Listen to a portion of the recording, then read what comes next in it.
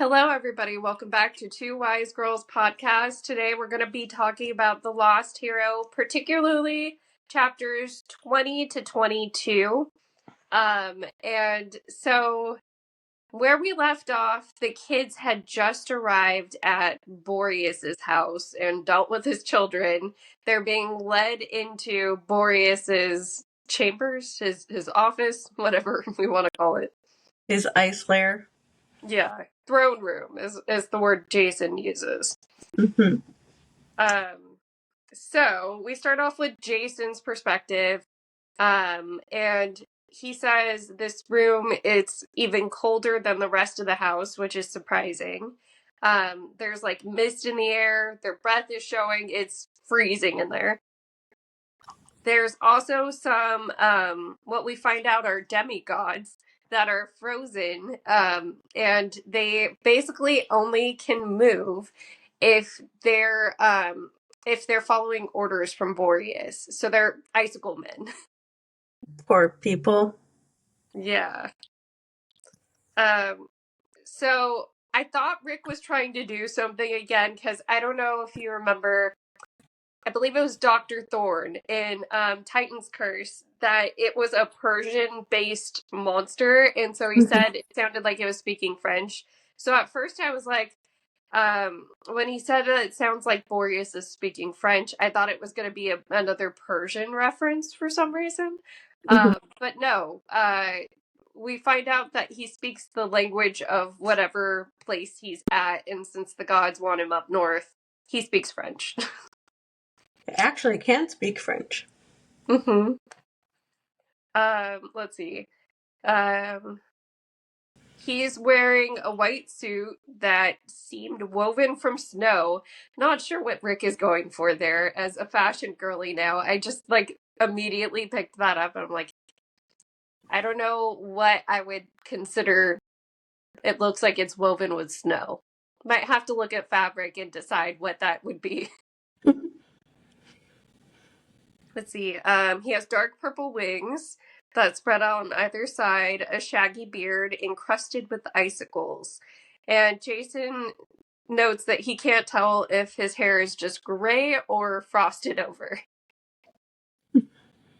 I kind of like this whole description though, because I feel like he has similar style to, was it Zeddy's Zethy's, sorry, the one that was all dressed like a 70s person? Mm-hmm. Yeah, but white suits kind of give 80s vibes, because that's when they were big. I don't know. I always picture John Travolta in his disco white suit. That's true, that's true. So I don't know which one he wants, because white was very a weirdly popular color in the 80s too. Yeah. Okay, so Boreas starts speaking French, and then Piper just starts speaking French back at him. And everyone's confused by this at first of you know French? And she's like, no, I don't. Because, of course, my immediate thought before I got to the next page was, oh, she must know because of her dad somehow. Mm-hmm. But no, she doesn't know French. She's just randomly speaking it. And then we find out it's because as a daughter of Aphrodite, she can speak the language of love. It's a weird detail. I just think it's funny that French people get to be the language of love. Yeah, and I mean, I get it, but also they're also the fashion girlies, so can they speak Italian? That would be my next thing I'd want them to do. Mm-hmm. Let's see. So, Piper had no idea she was even able to do this basically until this moment too, because I guess the opportunity just never came up. Mm-hmm.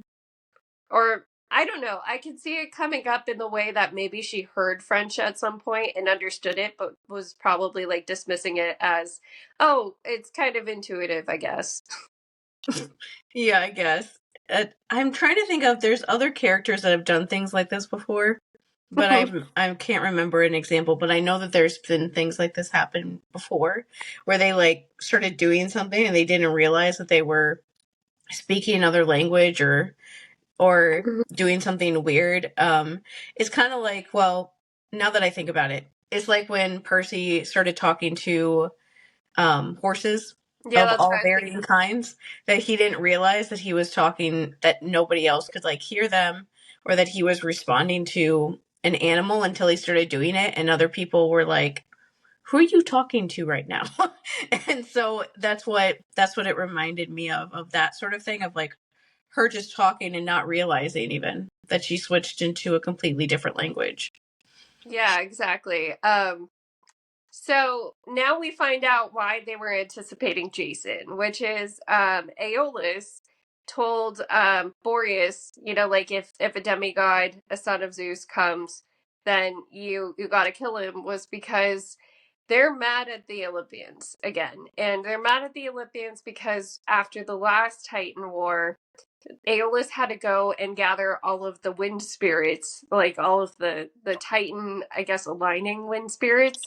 Mhm. And so basically he's having to do that all over again. And last time he got no thank you, no appreciation. Like nobody even cared to apologize for how inconvenient that was for him. So since he can't punish the Olympians, he's going to punish the demigods instead. Yeah, like how that works. Yeah. Let's see. Aeolus also said that a son of Zeus might seek my aid in this. If this should happen, I should listen to you before destroying you, as you might. How did he put it? Make all of our lives very interesting. I'm only obligated to listen, however. After that, I'm free to pass judgment as I see fit, but I will listen first. Keone wishes this also. It may be that we will not kill you. So they hear Jason out, and it comes about that they find out he's Roman, basically. They had come in saying he's a son of Zeus, and Boreas even remarks, a son of Zeus that's favored by Hera. Well, that's a first. Yeah. Yeah, but Piper ends up having to tell him like everything that happened. Basically, that Jason just, on the bus ride to the Grand Canyon suddenly was like, I don't remember anything. And everybody was confused and nobody knows why he's there. And yeah, he's very Roman. So Boreas's form then flickers and he turns into Aquilon. Aquilon? No idea how you pronounce that, but the Roman form of Mhm. the northern wind. Let's see. They also tell them about, like Hera's currently in trouble. That's what we're on the quest for. And he basically, like, already knowing this kid is clearly Roman, which for some reason the kids are still kind of in denial about somehow.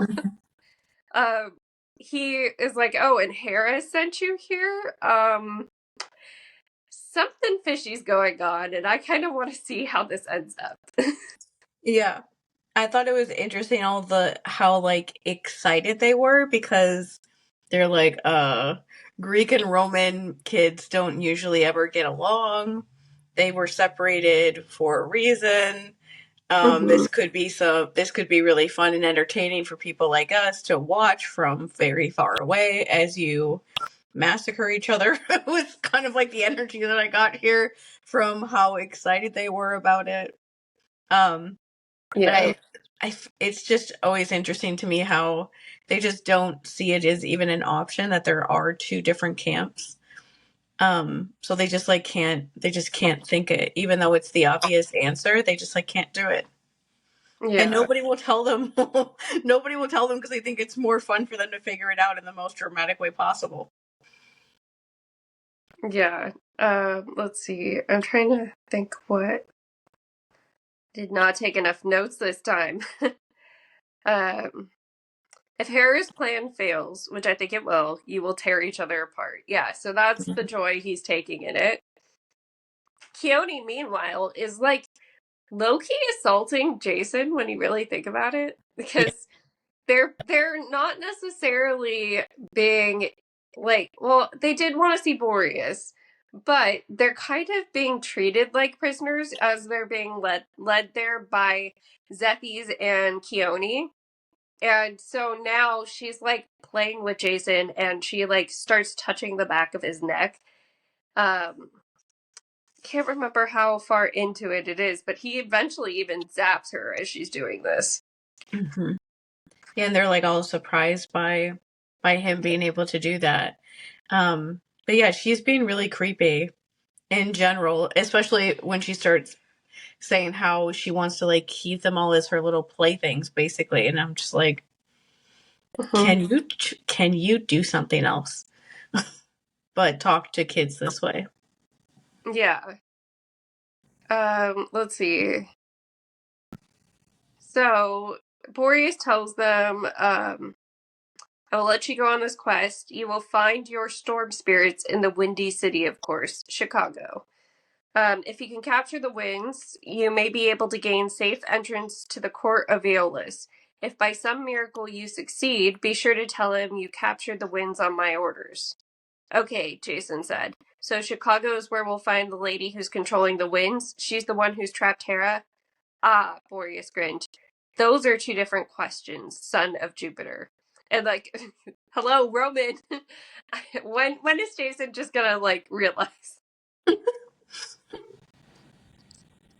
Um, let's see. So whoever it is, she's the one who controls the winds.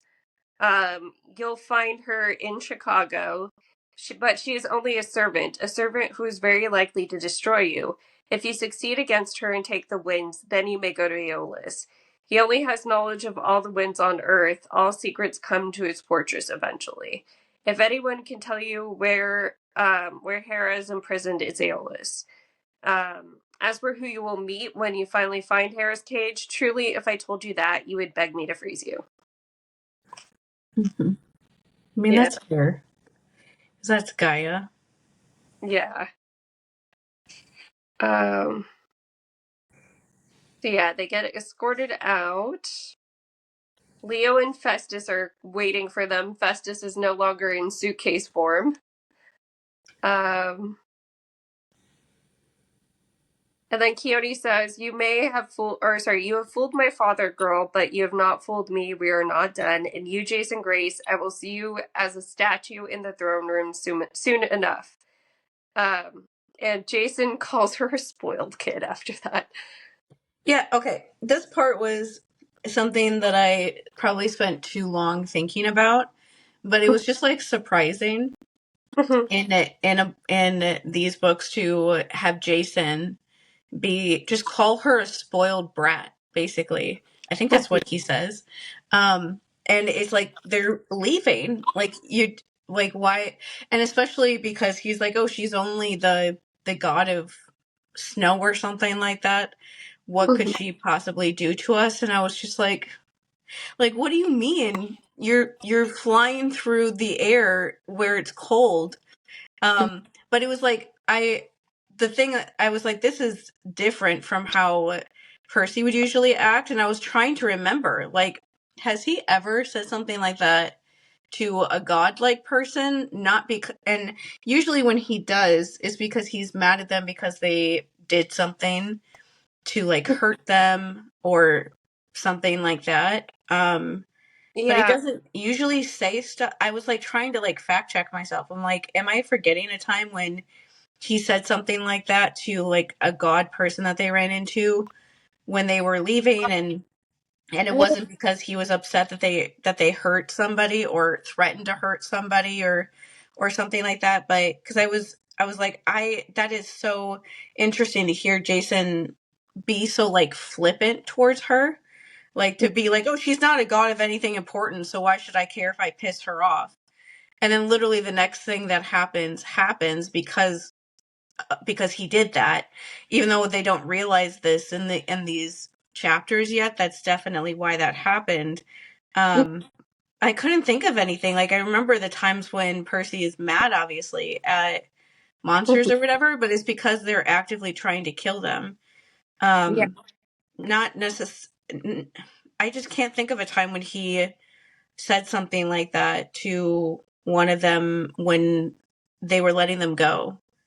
Yeah, and I guess like where it would probably be is maybe Aries, but even then, like, they actually literally fought, so it's hard to Yeah. say that it wasn't somewhat deserved. Although Keone is sexually harassing him the entire chapter, like Yeah. with touching him and saying she wants to keep him and turn him into one of her ice soldiers that can only move however she orders. That's terrifying. Yeah. Yeah, Yeah, so that's like the thing about it. Like, it's not like he's like out of line for being mad at her, but I was just like, whoa, that's something. It felt very like Roman in the way of like of feeling like I have the upper hand at you to like put you down after you tried to mess with me and it didn't work, and just like not seeing her as something powerful or important at all, because thinking that he can just say whatever to her and that she's not going to be able to affect anything that they're doing anyway. It just felt like that sort of more like serious, I guess. Like, I don't know what to call Roman people, but they're just more like serious, I guess, in that sort of thinking of just, you're in this position below me, almost as like imagining the hierarchy or whatever of like, you're not actually that important of a god, so I don't care, and I'm going to tell you what I think of you now. That's like kind of what it reminded me of. And like the Greek kids are more like afraid of any of the gods people that they run into, because they know that they can do anything. And so even ones that do horrible things like that, like Ares was like, I haven't read The Lightning Thief in a while. You read it since way sooner than I have. But I'm pretty sure that even in the book version that Ares is like making fun of Percy for worrying about his mother, that yeah. is like is like he thinks could stay dead, or at least was dead at a certain point. And so it's like, it's not like he's being really nice to him. And even with like Ares, he can feel Ares's energy trying to make him like angry. And he like tells him like, he gets mad at him for messing with them. He sends them on the whole quest for no reason, basically, just because he didn't want to get caught, like cheating when he already got gotten caught. But even that version of Ares was possessed by Kronos and was like purposely saying things to Percy to try to like tee him up and get him angry. And I was just like, even with that, he like said his piece, but and like, in the TV show version at least, um Grover had to like step in and stop him from saying more. But still, it's like people in the first book especially are like laughing in his face about how funny it is that he's worried about his mom and how he's never going to see her again, and you need to give up believing that you will. And it's so funny that you care about her when none of us give a shit about her, and all this kind of stuff. And he doesn't say that. Like, I'm like imagining Percy in the first book when he's talking to Dionysus. And Dionysus is like screaming at him to go on the quest, and he's like, no. And all that kind of stuff. If he was like, you're just the god of wine anyway, I don't care about you. Like, Yeah. camp would like explode. Like, I don't think it would exist anymore. Dionysus would do something, or he would do something to Percy. And it was just like that sort of idea of like, damn, like Roman people are more like severe like that, of like, oh, I won this battle, so I'm going to make sure to tell you that I think you're a loser, basically. And I was just like, why are you doing that? I don't know. Like, It he's a might be god, and they just told you that their boss is the one that you have to get the okay from, and if they're mad at you, their boss isn't gonna want to listen to you either. Like, I know this is your first quest, but it's really not actually his first quest. yeah. He's been on other ones before. Even if he can't remember them, it's still like something that would be in there. And I was just so surprised that I Yeah. was like, this is a different person. I Like, don't know that damn. it would be a Roman feature. It might be just a Jason thing because Mm-hmm. they were like super superstitious, like very superstitious. So I think they would have That's true. been pretty pretty respectful towards the gods. Why can't I remember that word for a second? Yeah. And even like when he was, from his perspective, when they were in there, he was thinking about how scared he was because he was the one that had to like figure out how to get them out of there. And so I feel like that was him having like a macho guy moment of Yeah. like, yeah, I did it. You're not that scary. I wasn't actually that scared of you. I'm fine. Yeah. God. Oh my gosh. His exact words are, what is she gonna do? Throw snowballs at us? Oh my gosh. Jason, Jason, where do you think snow comes from? what are you flying through? Like you're flying in the sky. It's cold. Okay, so when they get back to Leo, he keeps making jokes about like having a crush on her already, which like I feel like this is foreshadowing because I kind of know from fandom what ends up happening with Leo, but the fact that anytime there's a pretty girl, he kind of seems just fully enamored, especially Mhm. goddess pretty girls. And the Yeah. thing I think now reading this again after many years with Leo to keep in mind with that stuff to me anyway is he like he has this idea that he's gonna like that somebody is gonna rescue him from what he's doing or and also that he can like somehow save them too because he yeah it's just this it's interesting that he sees this beautiful girl and he does all this stuff to try to get her to like him. And it's this idea that he has that comes up during his chapter later on that Mhm. like he's already like outcasting himself Yeah. in a way that he's like wanting to get in with this other girl to almost like leave this group that he's in. And it's like, do Piper and Jason know that you're like already planning for an escape and like you're already thinking that they don't care about you and they definitely care about him, but he's already like planning for like another backup plan of somewhere else that he can go to after them and they don't have any idea that he's thinking like that.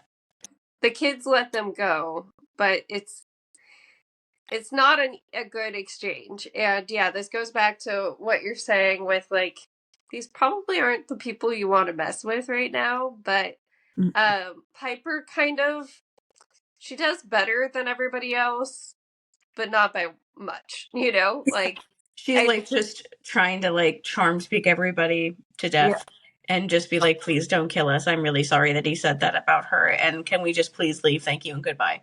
And that's basically how Yeah. it goes. Yeah, so then we switch to her perspective for chapter 21.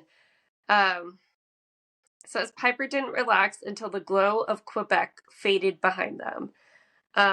So basically that whole thing just kind of it disrupts her nervous system enough that she's like, let's get the hell out of here. Mm-hmm. Um, she also she starts using the French again, but like to say thoughts out loud so nobody knows what she's saying. So she says to Jason in French, if you knew the truth about me, you wouldn't think I was so amazing.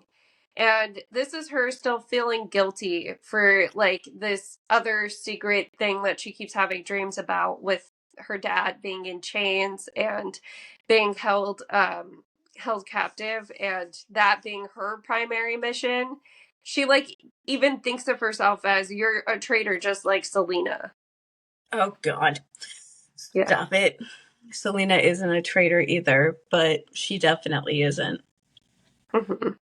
Piper's close to figuring out the Roman thing because she thinks Boreas assumed Jason was some sort of Roman, and Romans and Greeks didn't mix. But she's thinking this because she's doing the self deprecating, oh, Jason would never actually want me thing. At least when it comes to her and Leo, they don't figure it out because no one's told them that it's capable that there could be a Roman camp, so they're just like, whatever. He's just really weird and really Roman. And that's all they Yeah. got. Yeah. Oh, I think I forgot to say last chapter, one thing that they did find out from Boreas is that when they find the wings, they're going to find Coach Hedge. that he's Oh yeah, still that he's alive and alive. he's being held captive. Yeah, So I know I mentioned that because in the first yeah, chapter, I was just like, yeah, I know he's not dead. And so yeah, I remember him being in the other books. So I'm like, I know he's not dead, so I can't take this seriously. I understand why they're all upset, but I know that he's not actually dead, so I can't yeah. go into too much about them being sad. I wonder if they ever actually get into why he banished himself to wilderness schools, because we find out that that's some sort of like punishment, Mm-hmm. and he's kind of just there now. Um, I don't think we're gonna find out why probably in this book, if I'm guessing, but it'd be interesting. I honestly don't remember if we find out in this book. I know that they tell us some things about him Hmm. as like the quest goes along and stuff, because he's like the satyr that goes along with them. Um Hmm. and he's funny in general. Yeah. But I know that there's some things like that about him, but yeah, I can't remember. It'd be interesting if they did tell us, like, or if is there like a weird age limit for satyrs, and once they reach a certain age, they don't have them look for people anymore, and so they have them stay at a place like all the time, like a wilderness school or something. I don't know. I mean, we do find out they eventually start to look old. It's slower, but my guess would be when they no longer can pass for someone's school age. They don't look in schools anymore. Hmm. I don't know if that means that they don't look at all anymore. And I mean, I imagine you can also choose to work at Camp Half Blood or something like that. Hmm. Um, but yeah, so we get some of Piper's thoughts about Coach Hedge still being alive. And she starts realizing that some of the times when she thought he was being extra hard on her, which basically entailed, because this is wilderness school, doing extra push ups, he'd, like let her fight her own battles with the mean girls, um, stuff like that, that he was Hmm. trying to prepare her for life as a demigod. And Yeah. so she starts to feel this weird sort of like sadness that he's not there, even though she didn't necessarily like him that much before. Yeah. And I like the way that they phrase that, where she says he was trying to help in his irritating way, where it's not doing, to me there's a distinction there of like not saying that everything that he did was fine, Hmm. in the way that sometimes people can be dismissive of that. Like he still wasn't being the nicest to her in a horrible place, but Yeah. at least there was like some sort of reason for why he was being horrible, as opposed to probably every other teacher that was there. Exactly. And so this whole like mixed emotion she has about him, but realizing he was trying to be helpful, she feels more compelled to save him, which like it's because her thoughts immediately go to, but I'm a traitor, like Selena Beauregard. I just like want to shake her and be like, girlie, no, no, No. it's not wrong to want to save your dad. You should just tell them what's happening. Like, tell them about your dreams. It's all Hmm. connected. It always is. Hmm. But I will say, if we want to compare this to the Lightning Thief, Percy took 7,000 years um, to tell Grover and Annabeth about his plan of wanting to save his mom. So he did literally the exact same thing. He didn't tell them until they were like in the underworld, Yeah. about to like, and they were like, "Let's go save your mom," and he was like, "Oh my god, I don't have to turn against these people. They're not gonna. I don't have to do this." When he thought the entire time that he was Hmm. gonna have to do that, and so I'm hoping that that happens the same sort of way with these people. Um, Yeah. I will say this next part where this next scene is so funny to me, because when I was reading it and I'm like, this is me reading it, you're all lying to each other. Like, why are you all lying to each other? Stop lying. You're all, it's not even just like one of them. They're all lying, or like admitting the truth, at least, is like the nicest way you could put it. And I was just like, why are all of you doing this at the same time? It's not just like one of them. Yeah. Like Because like Piper Percy wasn't realizes it. saying stuff about like his mom, but Annabeth, I guess like you could say that Annabeth and Grover were not telling him about the stuff with Thalia, but that Yeah, eventually comes out, but it's not like that's like their tragic backstory. These are things that are like in the here that are affecting the quest that they're on right now, and they're all trying so hard just not to bring this stuff up. And I'm like, okay, when are they all gonna find out that they're all lying to each other? seriously. Like, she needs to stop with the whole I'm the next Selena, especially because that's not. Like, Selena is probably one of the few examples where, because we've talked about this, how we hate the trope of bad guy does something good at the very end and suddenly they're not bad. Mm-hmm. Selena's different because she was manipulated into it 100%. And Mm-hmm. because her turning good didn't start with the battle, it started with her being with Charlie. Yeah, yeah, and the whole thing with Selena being groomed is that she thought that she was doing something good. That's a lot of what happens with kids that are groomed by older people, even if it's somebody that's only a couple years older like he was. They don't they don't realize when they're doing it that they're actually doing something that will hurt somebody until it's too late and they've already done some stuff, and they feel like they can't like back out. Like that's a very common thing to happen with kids, where they think that they're doing something helpful, and then they're like, oh wait, I'm not actually doing something helpful, but I did all these things already, so I can't stop it. That's very different, and that's honestly more way closer to what Piper's going through right now. Of like, she thought that she had to keep this secret to keep her dad alive because she didn't think she had a choice. In the same way that Selena thought that she had to keep this stuff secret to keep everybody at camp safer and alive for longer. Yeah. And if he did, then Luke wouldn't hurt them as much, and didn't realize that that wasn't true until he lied to her face while being possessed by Cronus's body and in his body and everything, and then blew up her boyfriend.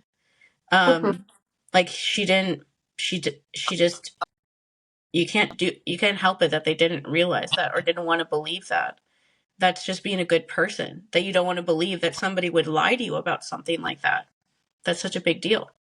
Yeah.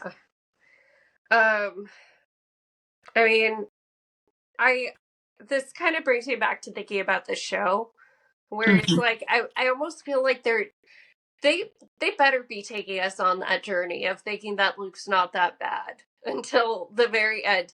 Like, because really it's hard to deny it in Titan's Curse that it starts getting bad enough, right? Like the Mm-hmm. very beginning starts off with him tricking Annabeth in the worst way possible and being like, okay, don't die, bye. Um Mm-hmm. as he's walking away. Like that's the book where he starts taking Kronos into his body, which they may or may not show us at that point.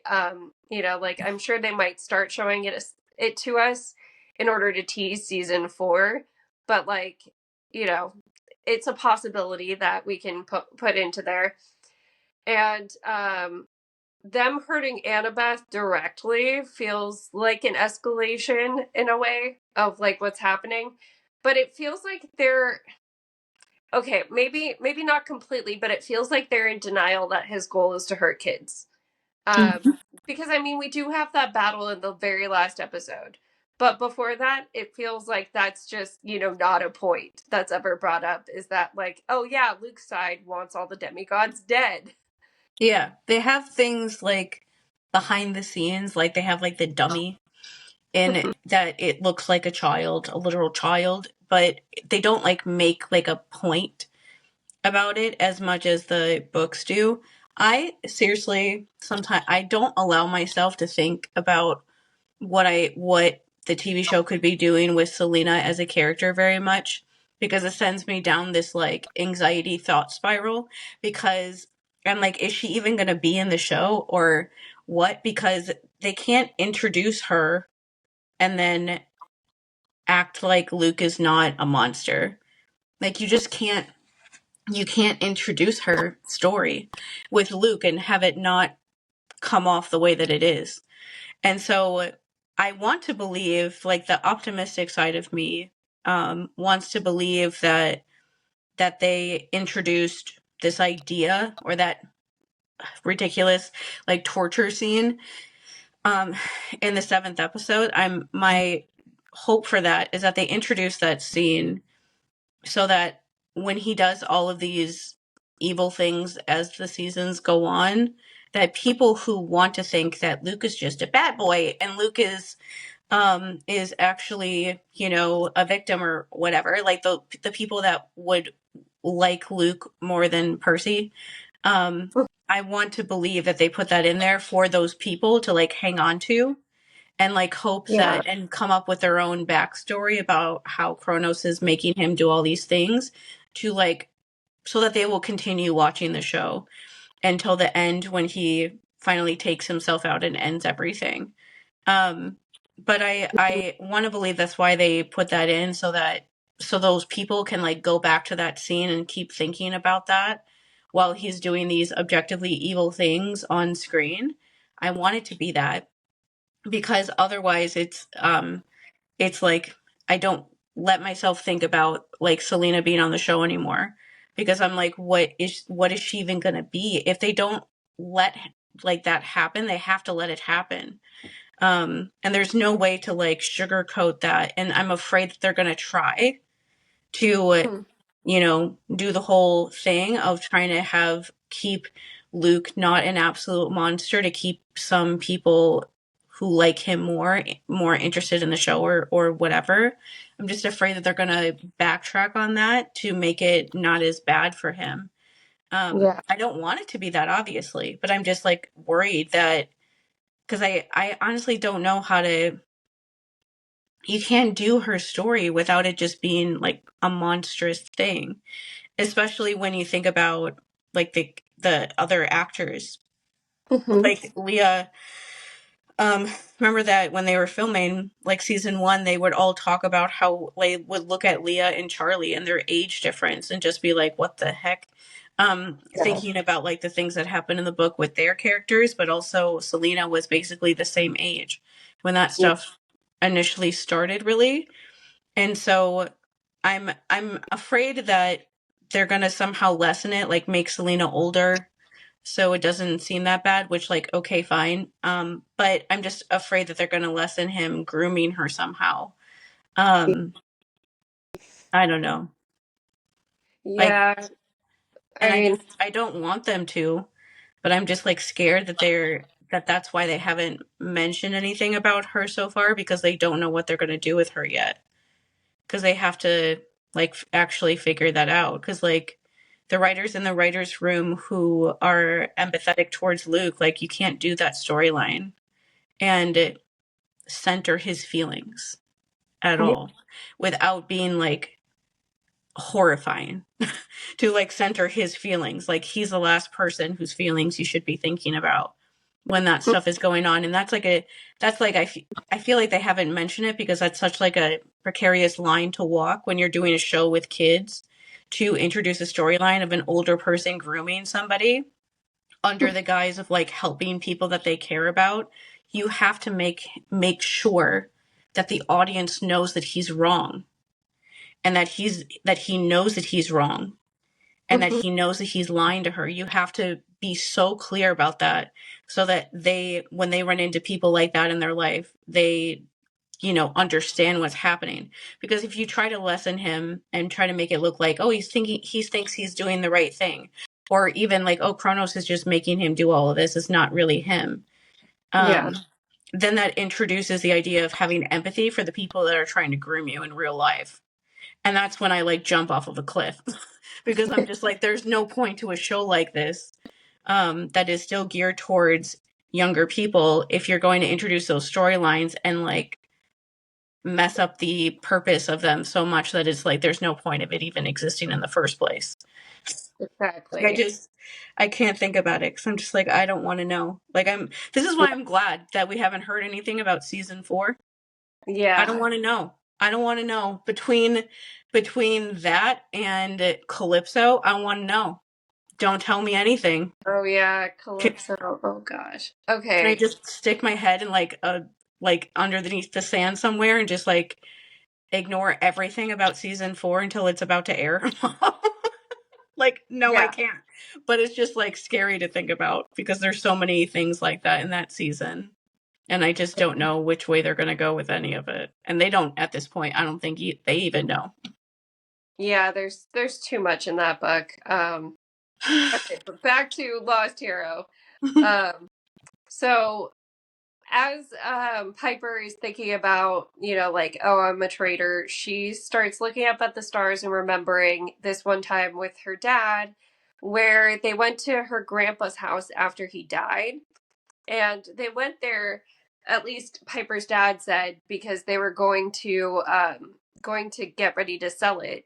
But she realizes, as they're there and he's enjoying himself, you're not going to sell it, are you, Dad? He's like, no, I'm not. um, but this memory, we get a little bit of Cherokee lore, which, like, I feel like maybe Rick at this point was like, let me put as much mythology out there as I can. Because she starts talking about the constellations and, like the actual Greek constellations of, like there's Hercules, there's Apollo's Lyre, there's Sagittarius. And he starts talking about how the Cherokee believed that the stars were creatures with glowing fur, like magic hedgehogs. Once long ago, some hunters even captured a few in the forest. They didn't know what they'd done until nighttime when the star creatures began to glow. Golden sparks flew from their fur, so the Cherokee released them back into the sky. And Piper asks him, you believe in magic hedgehogs? And he says, Grandpa Tom was full of bull, too, just like the Greeks. But it's a big sky. I suppose there's room for Hercules and hedgehogs. I thought that Yeah. was a cute little, like, exchange between them. Okay, and then the next part of this conversation with her dad that she remembers is she asks him why he never takes any, like, Native American roles.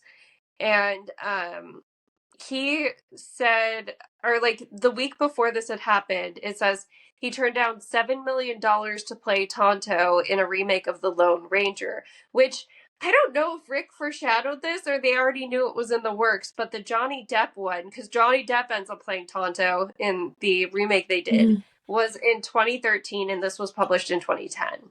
Yeah. He would have probably known about it and probably wouldn't have enjoyed that. Yeah. Because Johnny Depp also, when he was cast in that role and everybody was like, you're not indigenous. He showed up Yeah. and he was like, I'm 1/16 Cherokee. Oh my gosh. And that was like his defense. Okay, so if anyone's on TikTok, you can find videos about this. That's where I found out about this. Some of the white people who claim Cherokee backgrounds did Yes. so because you got rights to land at some point. Yes. And so at some point it went through my white side of the family. Because there's at least one relative who claims there's Cherokee in there, and I took a 23andMe. The only native blood that came up was from Mexico, so. Yeah, it's like a whole thing that there's all these people that claim that they're Cherokee because they're the biggest indigenous tribe and they thought that they could get something out of it, but they're all just lying racist little bastards. That's it. I thought this part was interesting about her dad talking about, like, I don't want to play a role like that I actually am because it feels like too personal. I know that is an interesting thing when I think about like people in Hollywood, like actual people, like Chadwick Boseman. I don't think I'm ever going to get over that he's dead, but his all of his roles were like he very purposely chose roles that were for the Black community. Like every single role he ever did was about that. That's what he was doing. That's what he was always, that's the only reason why he did any of the roles that he ever did. And that's why his death was so hard. And the Black community is still mourning him so much because he was somebody that, prioritized them over everybody else. But I know that there are people that are marginalized identities, like Aryan is one that he wants to be able to play characters. Yeah, he would probably enjoy playing characters that are South Asian or Indian because he is too, but it's also like he can get very easily typecast as that's the only thing he plays. Like he was just cast in Malcolm in the Middle, and I'm scared to find out the context of the scene he's in because he looks like a walking Indian stereotype in like the pictures and stuff of him, and I'm like, why do they have a character dressed like this in Malcolm in the Middle? But it's that kind of a thing of like if you play a role in your actual marginalized identity, sometimes then Hollywood will cast you only as that thing, and not consider you for all the other roles. It's like how Asian people stop taking roles of them playing like stereotypical like Asian gangsters in like movies and stuff because it was offensive, and that was the only thing they ever got offered, or Arab people or Muslim people being offered to play like terrorists, and that Yeah. was the only thing that they got offered, and so they just when they stopped taking those roles they didn't get offered anything else, when most roles are like open ethnicity. Um, and so that I just liked the idea of him bringing that sort of thing up at all because that would be really hard to decide, like, should I play this role for like my community? But a bunch of white people made this movie. And so unless it's like something like Black Panther where everybody involved creatively is also black, we're probably going to fuck it up.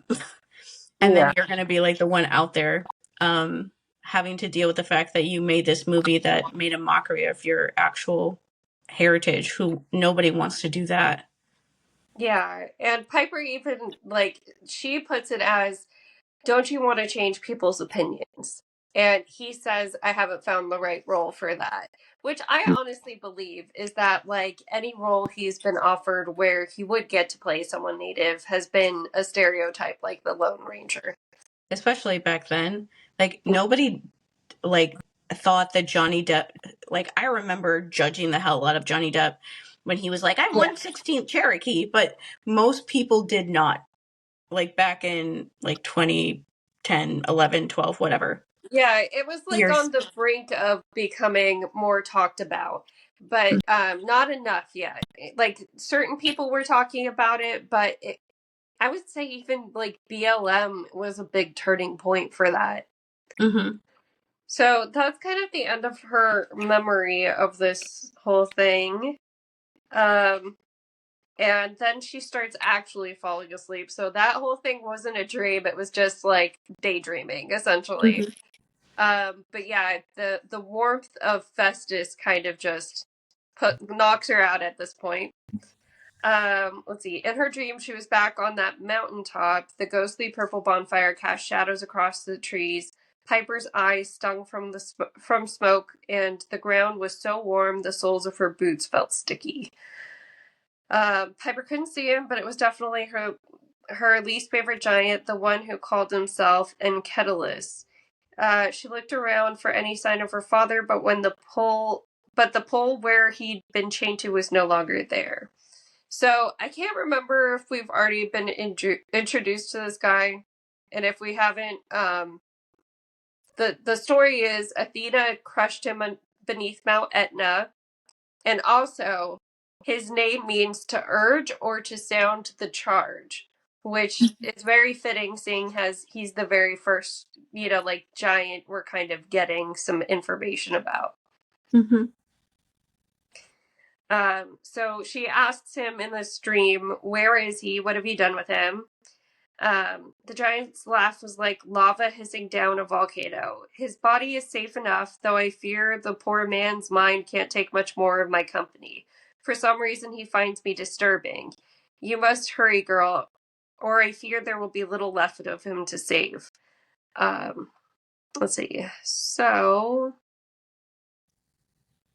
um, it, and Ketilus is like, urging her, like, saving Hera isn't the priority here. Working with your friends who, like, all of your memories of they're like manufactured not worth it. Do what I'm telling you to do is essentially his message in this dream. Mm-hmm. And he also gives her an order, which is lead your friends to the place where he's at. And we don't know where it is, but we know that Piper sees a familiar landmark in the dream. So she's supposed to lead the friends there instead of Chicago. And that's how she'll get her dad back. Yeah, and you can just guess, just because of what we already know, that it It's was San at the Francisco. Golden Gate Bridge, something that would tell her that it's in San Francisco. Um, but yeah, he's basically like just trying to threaten her as much as he can to pressure her Mm-hmm. to change the entire quest somehow. By like, oh, I'm going to kill your dad if you don't do this. Yeah. And Piper, I'm glad that even in this dream, she stands up to him because she says, I'll find a way to defeat you. I'll save my father and my friends. Mm-hmm. And, like, she's being the most Percy, honestly, in this moment, more so than Jason. Yeah, she's like being like the most like Percy really in this book so far. Out of all of them, Mm-hmm. like with the just with everything of her trying to believe that she can still find a way, even if it doesn't seem like it's possible, and like feeling really guilty and beating herself up for things that are not her fault. That's definitely super Percy like. Yeah. Okay, so I talked about this before, but every time I read, I start looking things up and then it'll be on the next page. So this is where we find out the giant growled, I was once proud too. I thought the gods could never defeat me. Then they hurled a mountain on top of me, crushed me into the ground where I struggled for eons, half conscious in pain. That taught me patience, girl. It taught me not to act rashly. Now I've clawed my way back with the help of the waking earth, sorry. And I'm only the first. My brethren will follow. So remember, I said his name means to sound the charge. Hmm. Piper McLean. Need a lesson in humility. I'll show you how easily your rebellious spirit can be brought to earth. So the next chapter like begins with Piper and all of the rest of the kids falling off of a Festus.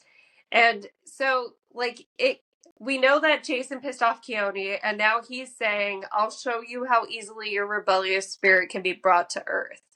And so it's kind of like because both of them had those things happen, I'm sure everybody's like thinking it's my fault right now. Hmm. And she definitely is. Hmm. So as Piper's falling, Leo's body shoots past her. And she says he's frantically grabbing at the clouds. Which, yeah, like, okay, so I don't know if this is just a 90s kid thing because of our cartoons. There kind of was this like walking on clouds thing that happened in cartoons that I feel like doesn't happen as much anymore, where you do kind of forget they're not solid objects. Yeah. You're like, oh, especially with like the video games at the time, you were Yes. like always running across clouds and stuff. Like I don't know how old I was when I realized that you can't actually stand on one. But it Yeah. took me a while to realize that. Yeah, me too. So Leo grabbing at them is it's kind of funny to think about because he's probably just getting wet. Yeah, like really wet. Yeah. Let's see. Jason calls down and he says, Piper, level your arms, like extend your arms, basically get into the skydiver pose. Hmm. And that kind of it helps her slow down a little bit. But Leo's freaking out a little bit too much. Thankfully, though, Jason's able to get to both of them. He gets to Piper first, and then she's like, we gotta save Leo. Like, we can't just leave him. Yeah, like let's not have Leo become a pancake. Yes. Stop fighting, Jason says. It's me when they finally crash into him, and Leo's just worried about Festus at this point now. Um, with great effort, Jason is basically trying to make sure they don't die. And Piper describes it as they're almost falling down a staircase in air because he's like sporadically able to cushion them with air, and then he's like faltering, and so they'll like be cushioned for a while and then free fall and then cushion and then free fall, and then they finally crash land into a warehouse. And Piper is the least fortunate in this landing. She fully dislocates her foot because she lands on her feet and on a metal catwalk. Yeah. Yeah. And she's just in searing pain the moment she lands. Everybody's like, okay, they're all like talking and stuff. She's just not there because she's like, my toes aren't supposed to be going that way. No. And she's just kind of like literally like laying there like, Yeah. okay. And just waiting for them to figure out that she's not there so they can go and help her. Yeah. Let's see. So Jason asks Leo, like, do we have any first aid supplies? Leo reaches into his he's wearing like an apron thing that like you usually see people wearing in smith shops kind of thing. They're usually made of lead in that case, but I imagine this one's not heavy, but it seems to be a never-ending supply kind of thing, and he can reach into the pockets and pull out tools, and he says a couple of other things, but we don't know what those other things are. But he's able to get them just enough for splint, so some gauze and some duct tape. And then they find wood nearby. Jason actually fully attends to this dislocated foot. He puts it back into place. And that's how they find out he has first aid skills. It's like, oh, I guess I can do that. Yeah. This part made me laugh so much. Leo's thinking, oh yeah, we should get her some of that Rambo food. And they're like, you mean ambrosia?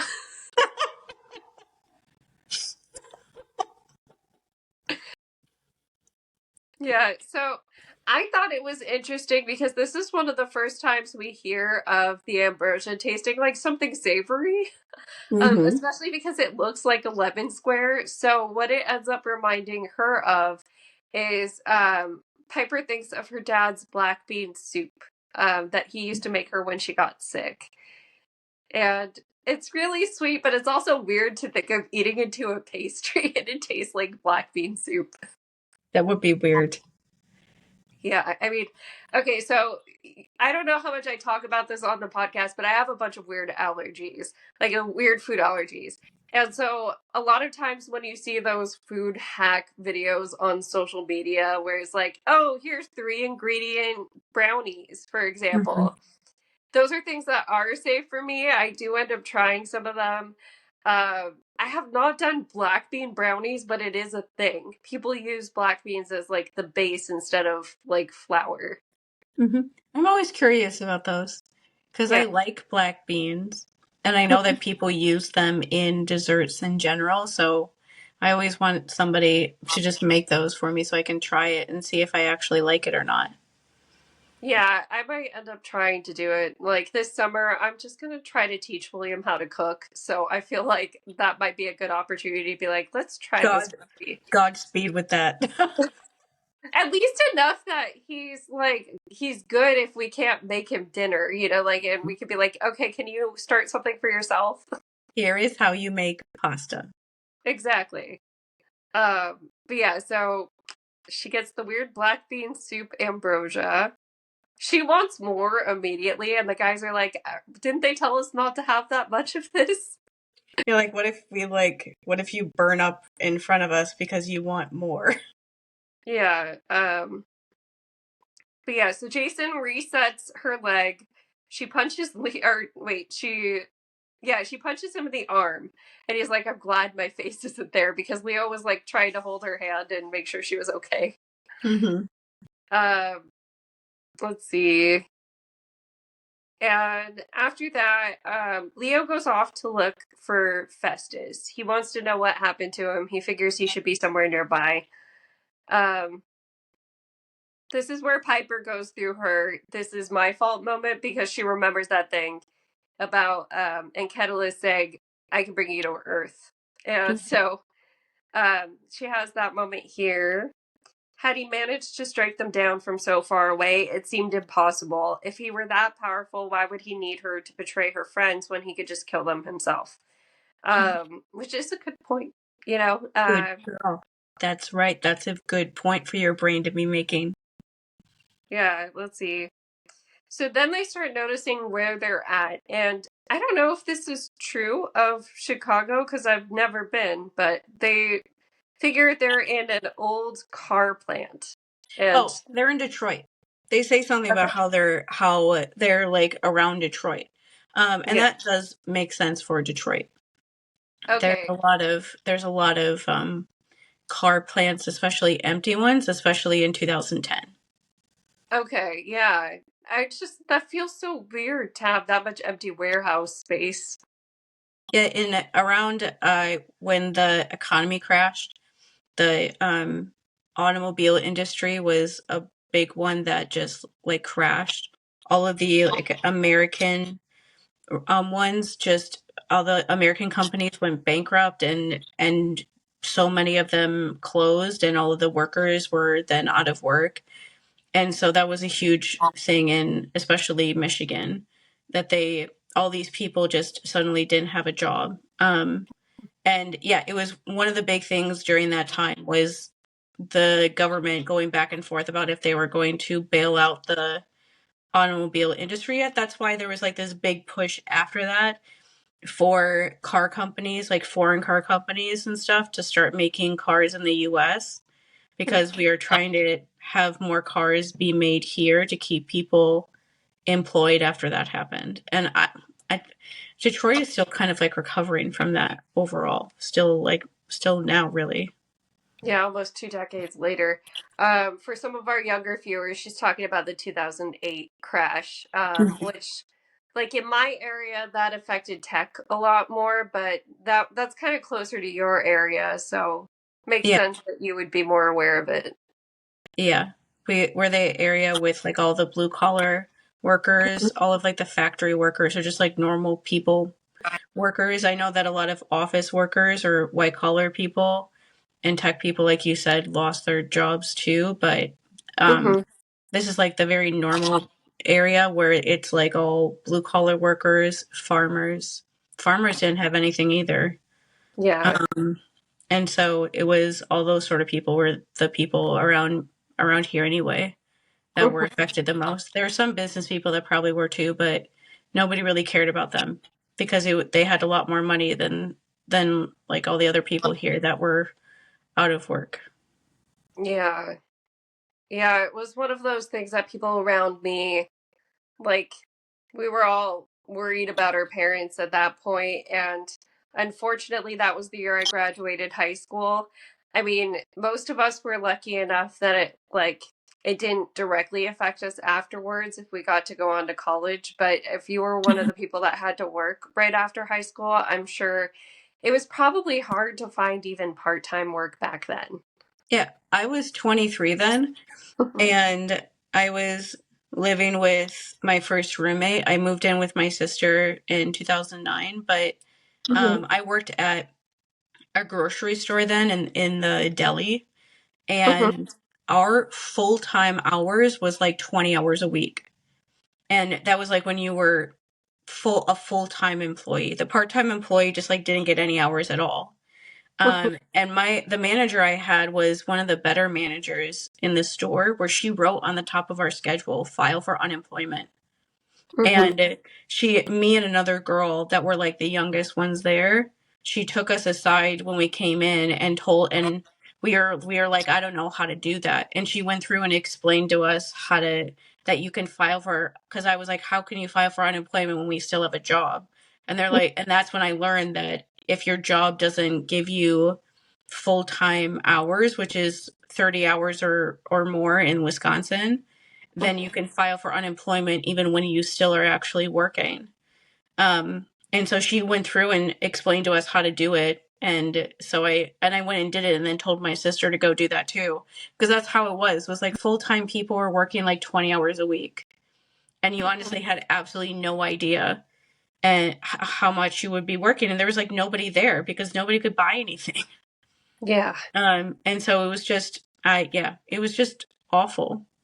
That was when I decided to go back to school, because I was like, I can't do this.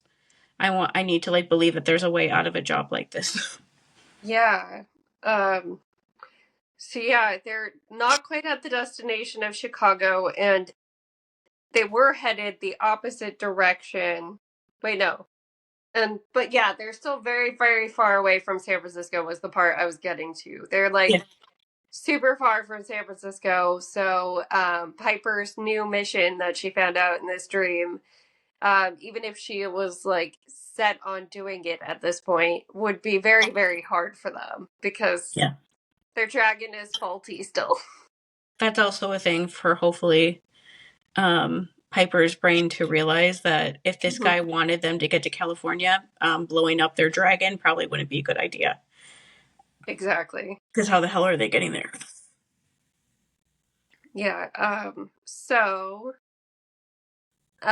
They before Leo fully goes to look for Festus, they talk about how it's not going to be smart for them to try to figure out the rest of this on foot, even though they're kind of close to Chicago. So that's what prompts him to go look. We're leaving Piper and Jason alone again, also. And let's see. Jason says you look better to Piper in this moment, and Piper thinks she's not sure if he needs her foot or the fact that she doesn't have Aphrodite's blessing anymore. She looks more like herself. Um, it's probably both, honestly, knowing Jason and having been in his head, because I do think that he appreciated who she was even before the blessing. Yeah.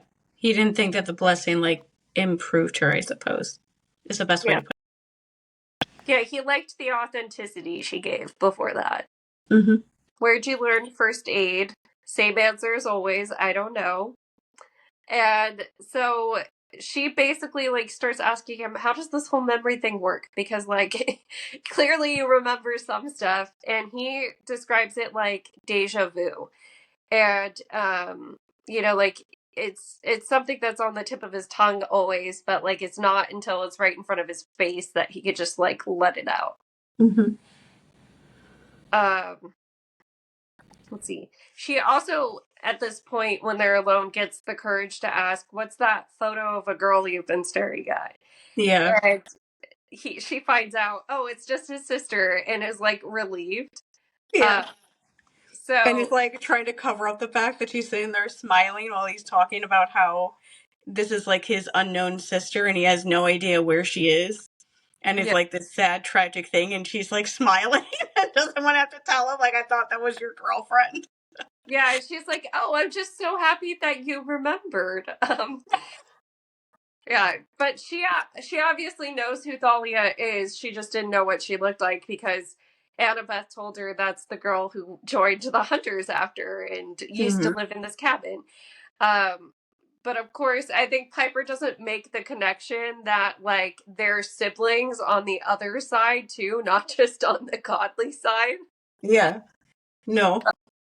Which like I don't think they count as full siblings still, do they? They're close enough. They're close enough. The only ones that count that we've seen so far are the Stoll brothers still. Or no, that's not true. Because the D'Angelos. Yeah. Yeah. So, anyways, they start noticing the logo, and I think I clocked this pretty quickly because the warehouse they're in is called Monocle Motors. Monocle, one glasses. What is something with one eye that likes to be in a warehouse? Yeah. But yeah, so at this point, Jason and Piper hear a noise, and Jason doesn't want to leave Piper at first because obviously she can't defend herself. She's still incapacitated, even though he reset her foot. She Mm-hmm. shouldn't be walking on it just yet. And so she basically convinces him, go ahead, I got this. She pulls her little knife and she's like, I can get them with this. It's good. Um, and so Jason leaves her with the pack that Leo had because he left it with them. Or wait, no. This is a different pack. This is the pack that she has from the Aphrodite cabin. Mm-hmm. Yeah, and so he goes, and she kind of decides on her own, I'm going to have a little more ambrosia, even though it does make her a little more feverish because she is panicked a little bit at being by herself and the idea that I'm here, I can't really move, I need some more healing, basically. Mm-hmm. And it's right on time because there is a boom noise. And so she has to get up. She has to well, she realizes the ambrosia did, fully get the pain away, so she can stand up at this point. She cuts through the duct tape with that's on the splint, and then she starts hearing some very heavy footsteps. Let's see. How long had it been? 5 minutes longer. The steps didn't sound like Jason, but maybe he was carrying Leo. Finally, she couldn't stand it. Gripping her dagger, she called out, Jason? And then she hears his voice say, yeah, on my way up. She's basically like, she's getting spidey senses that something's happening. She's like, I don't know why I'm still uneasy. That was very clearly Jason's voice. And then she comes face to face with the Cyclops. Yeah. And inside my brain, I was like, what if they meet Tyson? Oh my god. This would be a weird place to meet Tyson, but Mm-hmm. I'm Just in getting general, it's not imagining a these fun. characters meeting Tyson is just precious little babies. Yeah. I imagine that if that happens, it's not going to be for a while. Mm-hmm. Do we get more Tyson? Mm-hmm. Okay, good, good. Yeah, so that's what we read for this week. I don't know. I'm ready for everybody to stop keeping secrets from each other. Please. Oh my god. It has to be one of the most frustrating parts that they can't just hey, so I've been having weird dreams. Hey, so I can play with fire directly. Like, hey, you know that whole prophecy about somebody who can like mess with fire that's supposed to end the world? That's probably going to be me. Oh, really? Like I might end the world trying to save my dad, and like, oh, I might just be ending the world because I'm Roman and I'm not supposed to exist here. And I was raised by a literal wolf, and which he hasn't really told him either. Um, Yeah. I think that when I was looking at these chapters, I was like, this book is so long, which I get why it is because there's three characters that they have to set up all at the same time. But I'm like, the amount of pages we've read is usually around the time when the books are like wrapping up. And they're still like in the beginning stages of their quest times. Yeah. But they do cover so much more ground in this one. Like, Mm-hmm. I feel like they've already done so much. It's partially because they can fly, and Percy couldn't. Percy was actively avoiding the sky. Yeah. But, like Festus really does help them out a lot more. Percy had blackjack for a while, and I would say that's the furthest they got quickest. But even then, he was basically like wearing blackjack out. Yeah. And blackjack was also like an emergency thing, Yeah. really. Like he wasn't like his in that way. And I don't Mhm. think Percy would have liked to describe blackjack as like his pet in that way, where like he Yeah. is to use like that in the way that like a mechanical dragon, its only purpose is to basically be a gigantic car that can talk to them.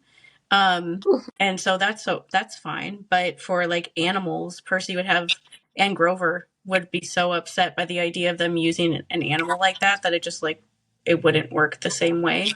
Um, Ex- but yeah, Blackjack just kind of shows up when Percy's like needs help getting somewhere mhm. and he has like no other way to do it really, and it gives him donuts.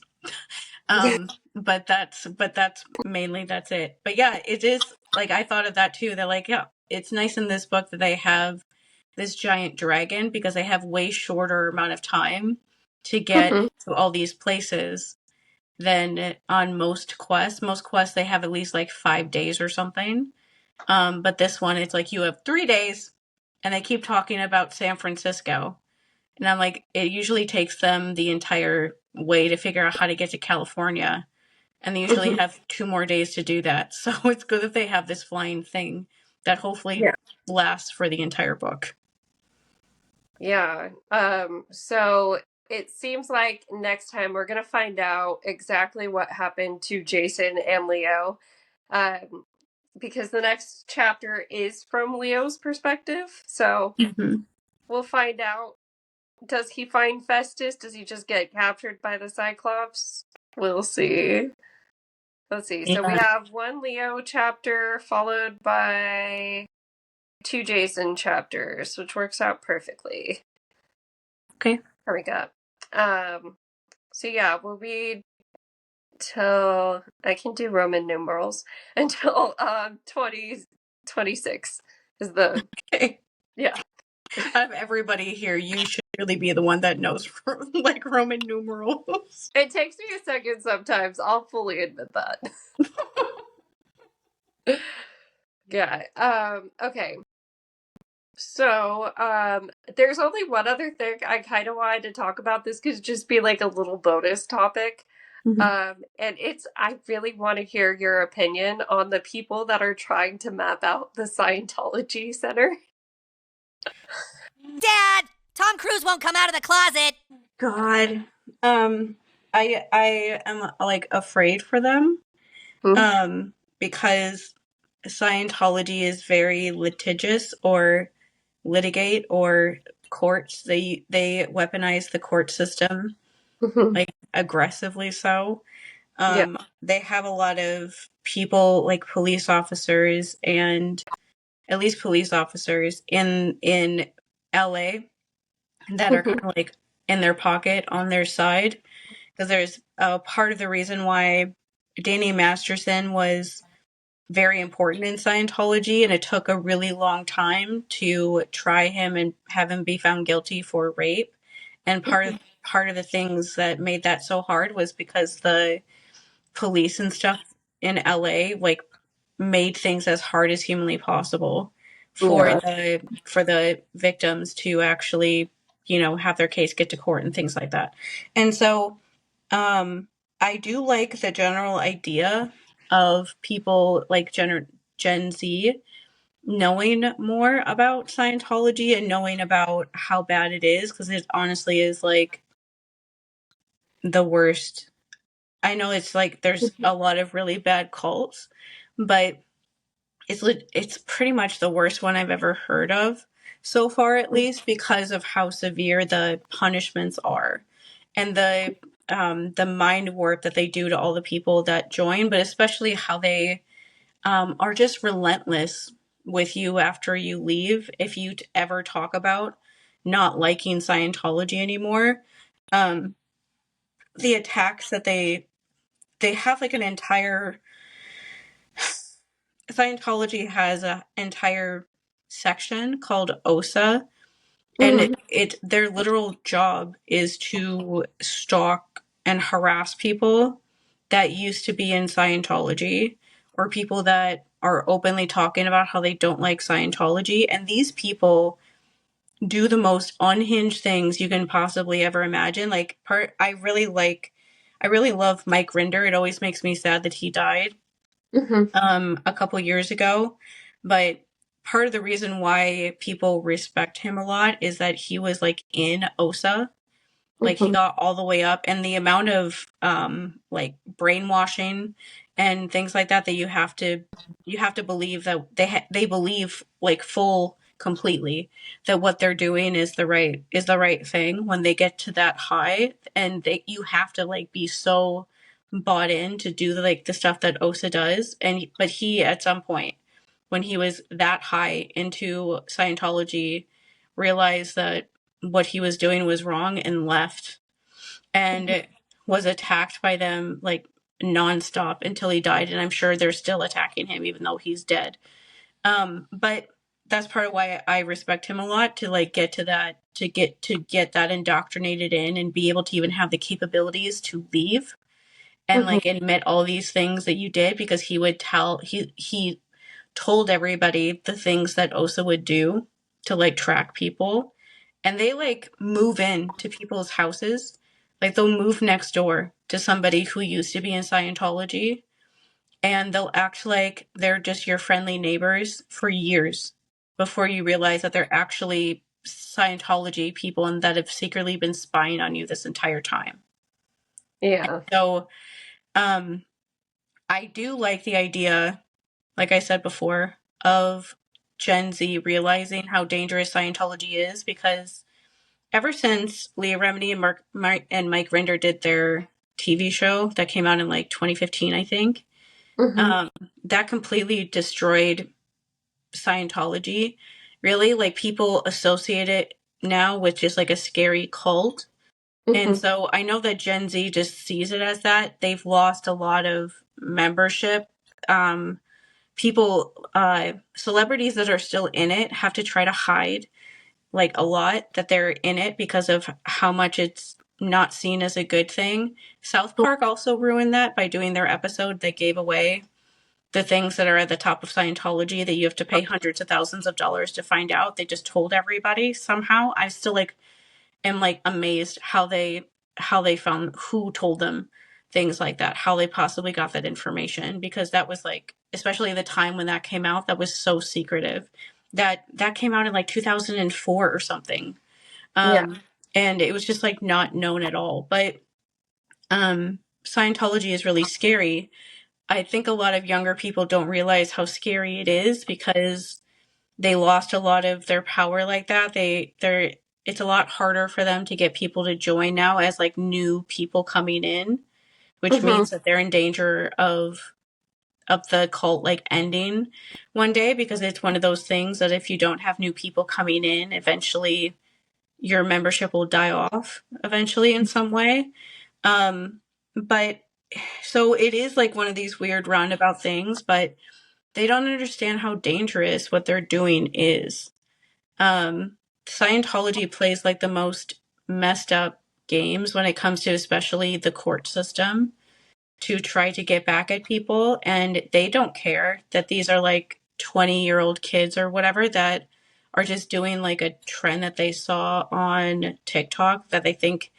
And because especially the Scientology building in LA, especially, they're all very secretive, but the one in LA, they have like cameras everywhere.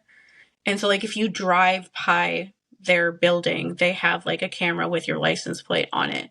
They have all kinds of technology to track people that nobody's allowed to use when you're outside of Scientology, but they definitely have it because it's how they find out the information of like where people are living after they leave and things like that.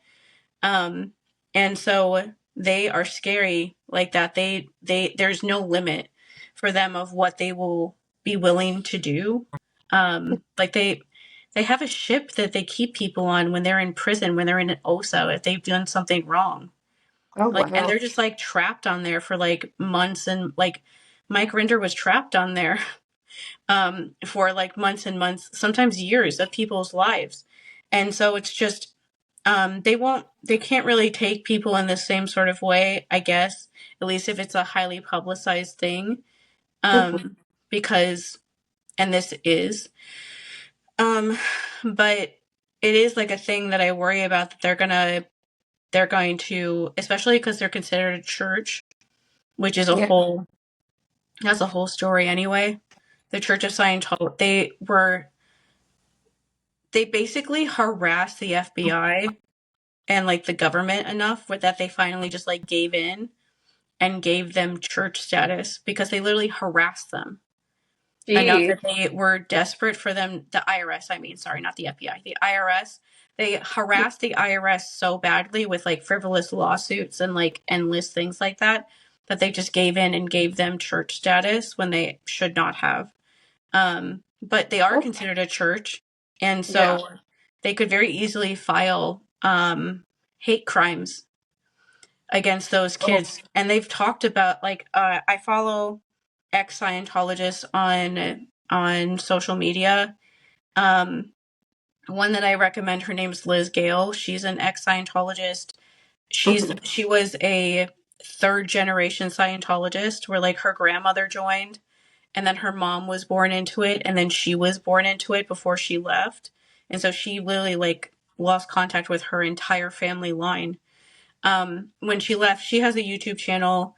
She goes live almost every day lately, and she's been talking about this. And yeah, she was talking about how they were talking about what people in Scientology are doing somehow always gets out to the people that used to be inside.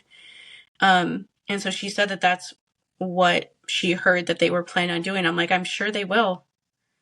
They were like locking their doors today, and it even outside of the idea that Scientology is scary and you don't know the kind of, they have endless money and will like take somebody to court for like decades if they really want to, which they do.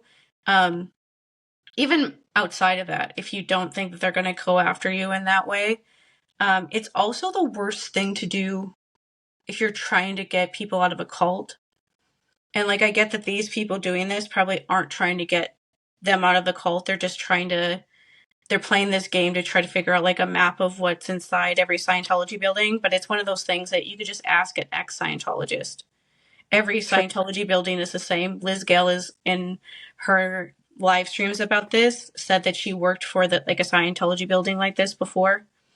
And so she was just like saying what's in every building, what's in like all the different rooms are in every building and every floor because they're all the same thing. But it's also just a thing of, if you do care about people in a cult and you want them to get out of a cult like Scientology that absolutely destroys your entire brain, and your life and just everything about you, running through their buildings and attacking them is proving that the outside world is as dangerous as Scientology says it is.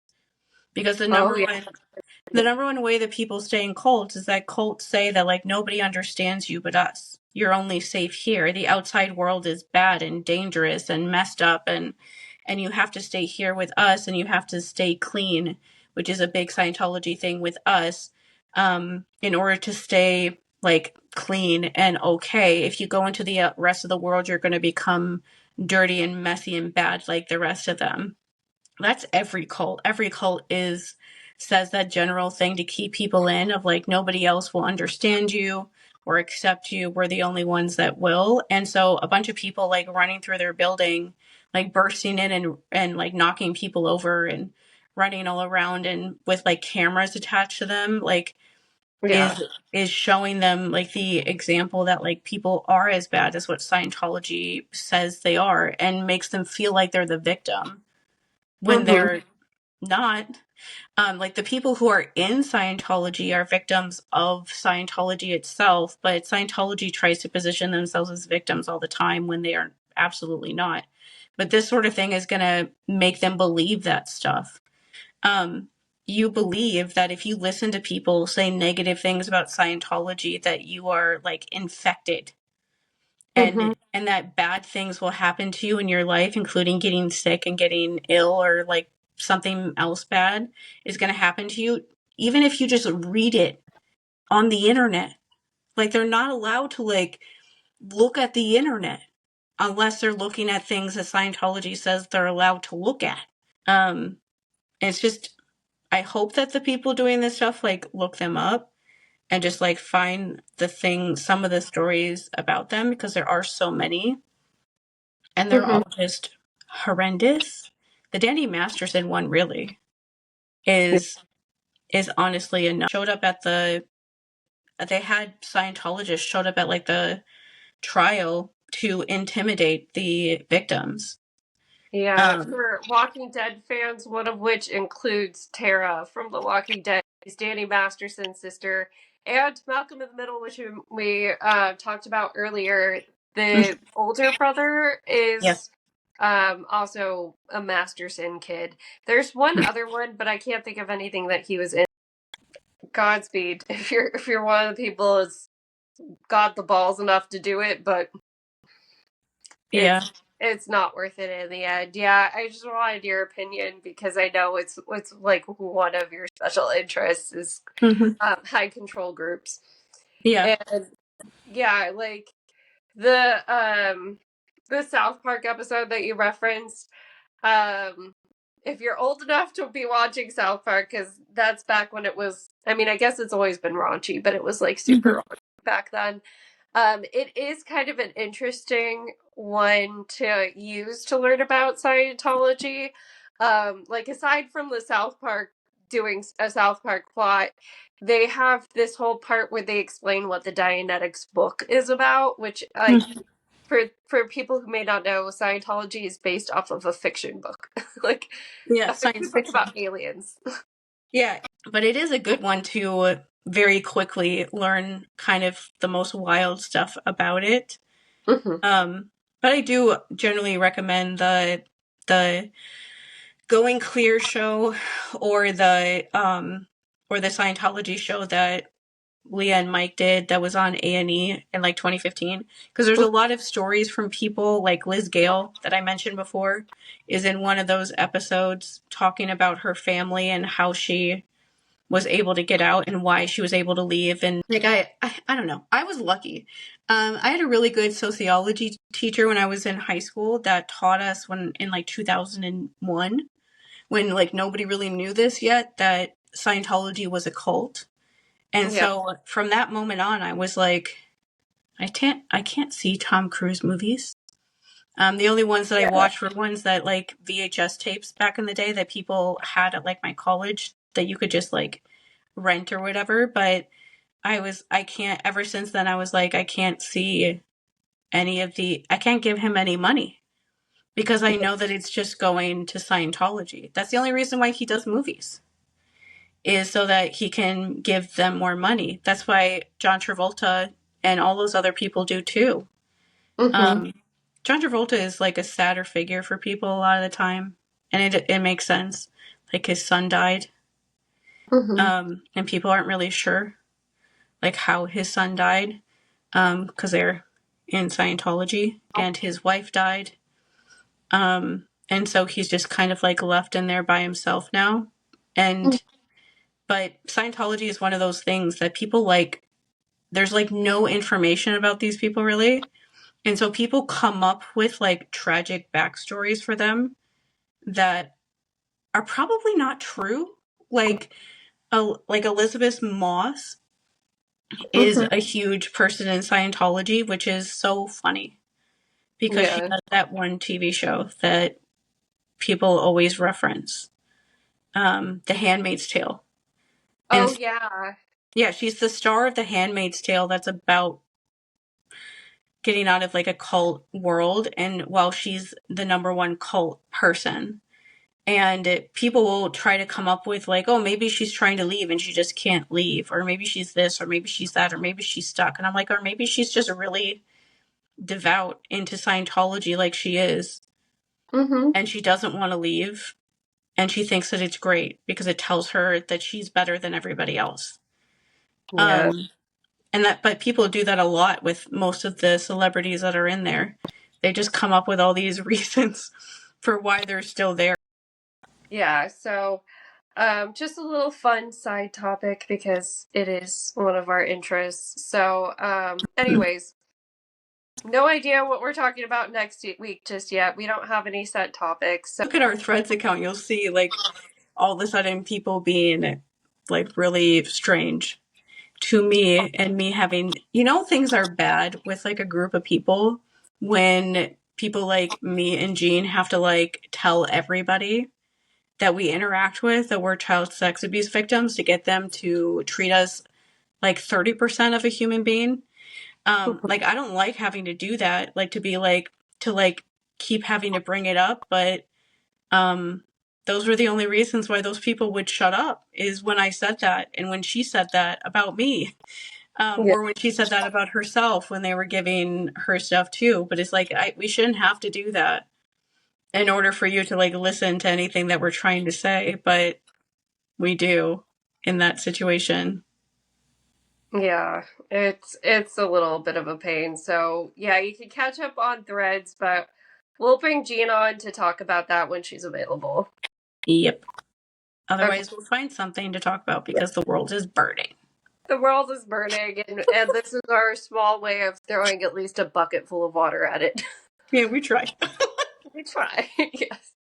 All right, so we will see you guys for the next episode. Bye.